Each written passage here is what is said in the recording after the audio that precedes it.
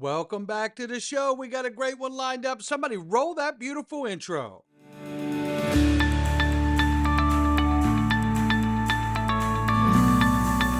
Digital Perspectives with Brad Kimes. Come on in.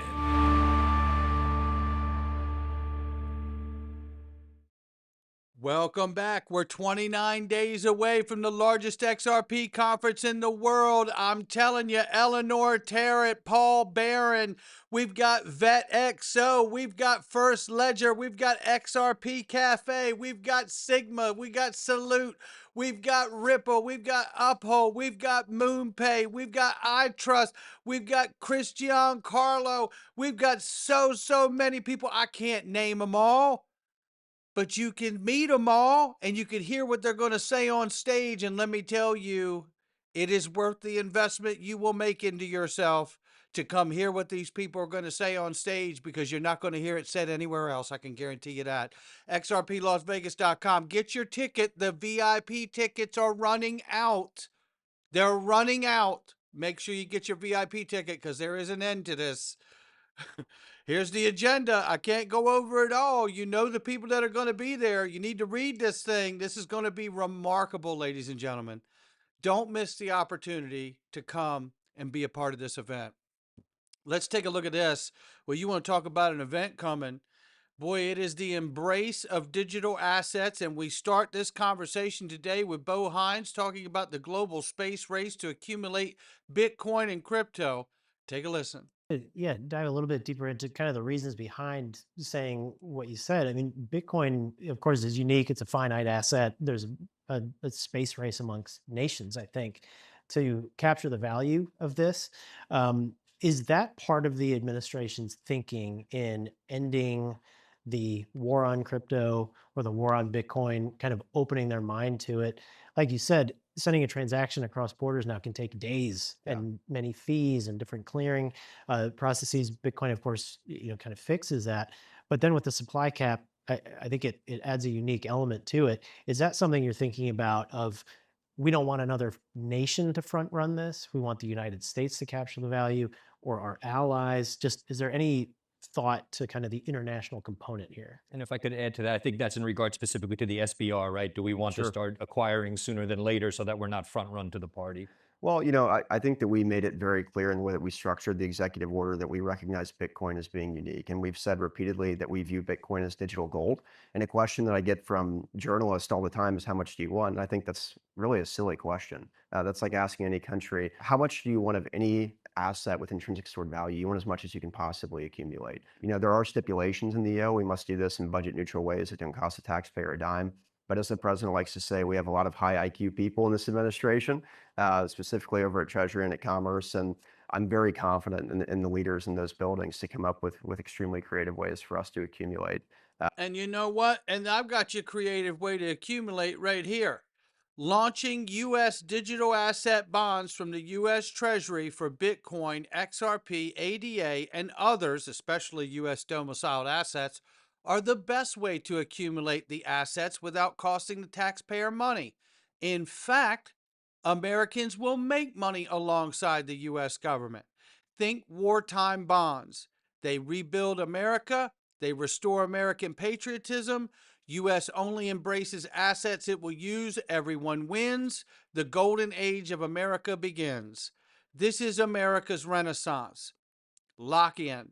I really believe that this is a way here, if you think of it.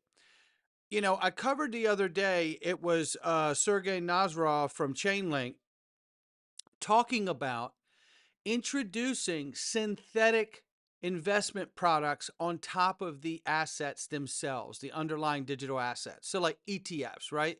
So what they call paper products, but these would be synthetic paper products because everything's going digital, right? But you have these paper products launched on top of it, ETF futures, ETF spots, calls, puts, all of this, right?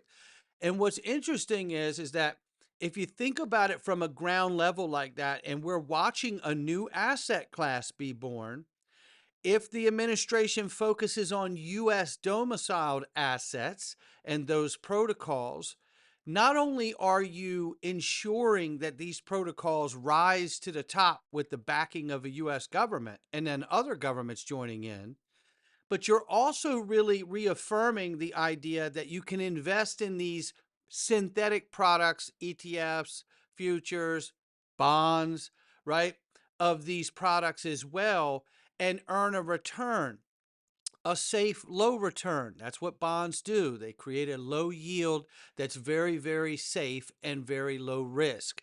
And you could do that if you know that the assets you're going to embrace as a government, because you realize you're going to drive the value up exponentially. And if that's the case, then why not give the American taxpayer and American citizen a chance to contribute and have exposure to that through a safe bond, low risk, and earn a very nice, solid little yield on that, while the government gets the explosive growth by having the exposure to the asset itself, like XRP in the ledger.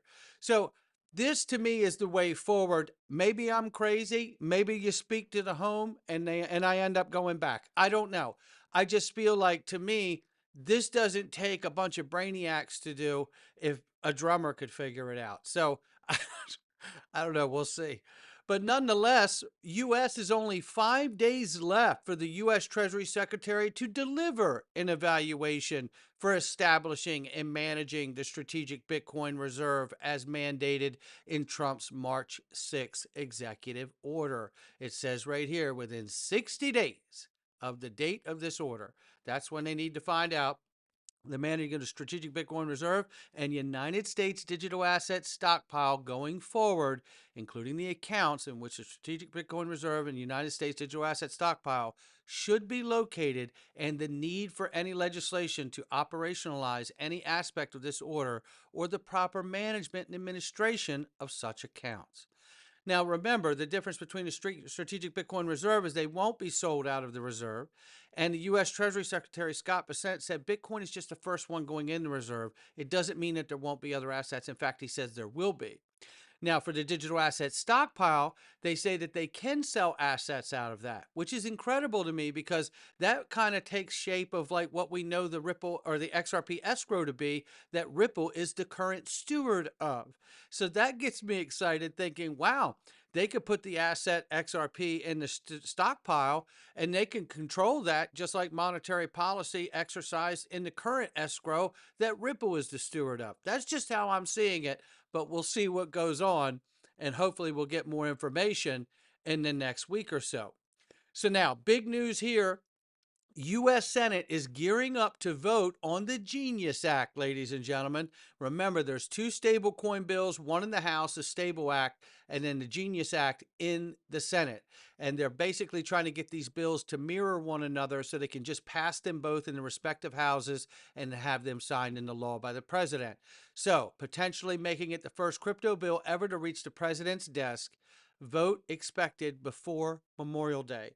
We are less than 30 days away. That is the first Monday or the last Monday of the month in May. And that would be, I believe, the 26th, if my memory serves me correctly.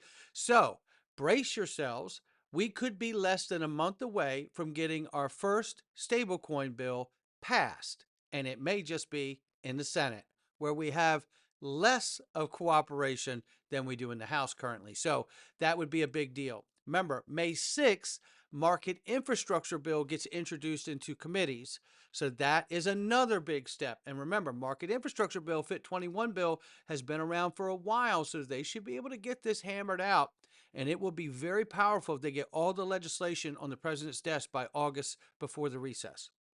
Now, with that being said here, banks become crypto exchanges and crypto exchanges become banks. The race for crypto tokenization is on. Coinbase announced today, just an hour ago, Bitcoin-backed loans are now fully rolled out to all U.S. users except New York. Well, I tell you, you can instantly borrow up to $1 million in USDC on Coinbase. Be careful. That's all I can say about that one. Meanwhile, if you were ever confused about where this thing is going, Blackrock files to launch blockchain-based shares of $150 billion treasury fund.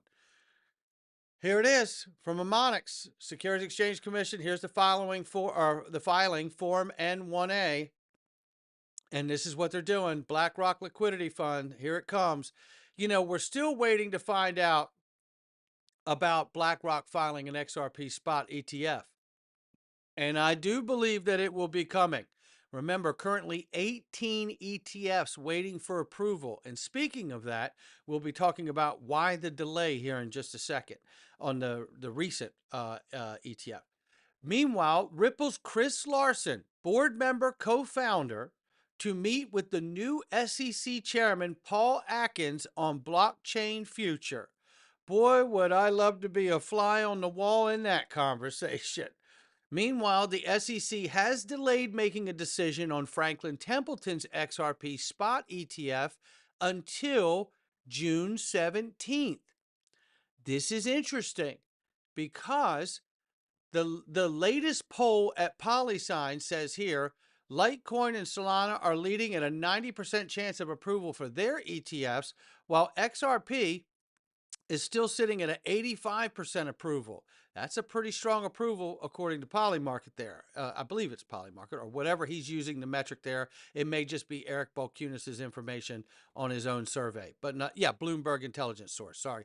I know we follow Polymarket for that, but this is Bloomberg, so my mistake. Nonetheless, that's a strong percentage regardless for all of them, including XRP. Bill Morgan makes this little connection here. He says, what's the hurry? The SEC commissioners have not even voted yet to end the appeal against Ripple, nor have the parties applied to Judge Torres to change the final orders in accordance with the terms of settlement. They have told the public has been reached. That is a fantastic point. And then it will go on further here in a second, but some of these maxis are changing their tune a little bit. They can feel something's coming, even though they don't want to quite give it all the way up. Take a listen to this. Army. You could have been the person to start the XRP army, Dan. Yeah, and it wasn't to be, though. It wasn't to be. I wish I'd been that smart, to tell you the truth. I wish I'd bought and held it all at 1/10 of 1 cent. Yeah. Oh, but I want to ask you one more thing about the XRP ETFs that are debuting today, the ProShares ones. How do you expect them to perform? We saw the Bitcoin ETF launch, blew every other ETF launch out of the water. We then saw the ETH ETF launch in the US. Now we have XRP. Is it going to hold a candle to the performance of what we saw over the I think you know the answer to that. I mean, it'll be very hard to. I don't think it's possible. I mean, as you said, the Bitcoin ETF, the greatest single performing ETF of all time. So there've been a lot of ETFs. I mean, I come from the old traditional world. I remember that when the Qs were, new, the NASDAQ Qs and then the GLD, and I remember all those things. So it's going to be very hard to get close to the Bitcoin ETF launch. But I think it'll do better than some people think. That's what it'll be, because there are a lot of traditional people out there who've been following Ripple. They follow Garlinghouse. They want to invest in a company in a way, and the equity is private, so they won't be able to. Bitcoin, there's no company, there's no CEO, there's no, it's digital gold amongst many, many other things. But Ripple, in a way, acts a little bit as it's a warrant on the success of the token itself, but then also on the activities of the company. So I think there'll be yeah, there's going to be a demand. Listen, there's 18 ETFs, probably more by the time we get there. But what is really lacking from this conversation is utility as a price driver. Let's understand this. Spot ETFs are speculative. There's no utility there, right? There's no utility unless you're one of the big institutions using spots and futures to control the market. And that's why these products are being introduced. Hello. But the reality is that let's get price driver as utility and not speculation. Let's see what all these financial institutions do after we get legislation passed. Then we can start talking about who's the number one, who's going to have the biggest ETF for this overall, blah, blah, blah. And shout out to Bitcoin. Bitcoin has done that, and they do hold the mark at this point. So congrats to them. But it ain't over yet, I can tell you that. Now, with that being said, here's Bill Morgan again. about the delay on the ETF to this June 17th. Remember, we told you that it could be June 16th before we hear something about that 60-day report. And oddly enough, Bill Morgan picks up on it. He says, oddly, the delay of the ETF approval to 17th of June this year is to a date that falls just after the expire of the 60-day period by which a status report must be filed by the SEC and the SEC versus Ripple appeal pursuant to the court order dated April 16th. This is what we talked about. Now, here's a fun thing to go along with that. Hot take from Clyde James here. This is an adult concept. He says, if the SEC U.S. government is truly considering accepting settlement payments from Ripple in the form of XRP as opposed to cash, they sure as hell aren't going to approve spot ETFs prior, as that would quickly increase the price of XRP and diminish their future returns. Remember, Brad Garlinghouse told us they are talking to the SEC about possibly paying the fine in XRP. So why would they approve any ETFs before receiving that payment in XRP? Because it would diminish what they would receive. How about that one? Funny enough, we could be waiting for approvals of ETFs simply because the U.S. government and the SEC want as much XRP as they can get. Not financial advice from me or anyone else, just my digital perspectives. I'll catch all of you on the next one.